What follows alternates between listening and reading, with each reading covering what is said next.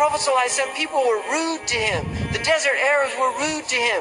And he never returned their rudeness with rudeness. He smiled in their faces.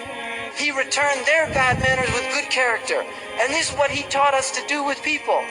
Patience. When the woman who was in the graveyard, and she was mourning over, and the Messenger of Allah passed by her, and he said that this is a musibah and you should be patient. And she said, you didn't have the tribulation that I had. That's how she answered him.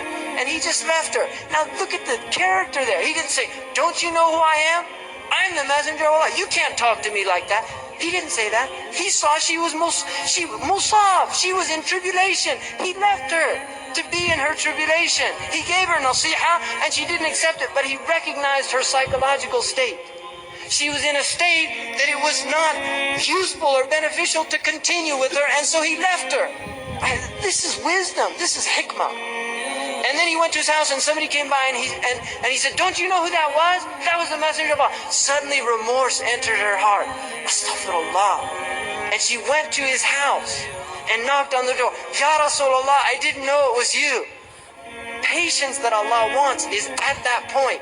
That's the point. Allah does not want you to lose control. To forgive your brother for Allah's sake. To forgive your sister for Allah's sake. Not for them.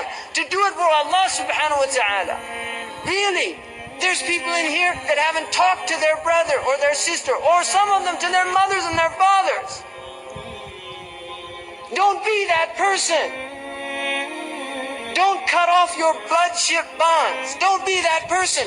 Do it for the sake of Allah. And a man came to the Messenger of Allah. He said, Ya Rasulullah, asilu akhi wa yaqta'uni, u'atihi wa yamna'uni, uwasiluhu wa la yuwasiluhu. I give him, he withholds. I come to him, he cuts me off. What should I do? He said, that is silat al-rahm. That what you're doing is the right thing, and continue to do it even though he's cutting you off. That's Islam. That's Islam. And it's hard. Don't think this is an easy religion.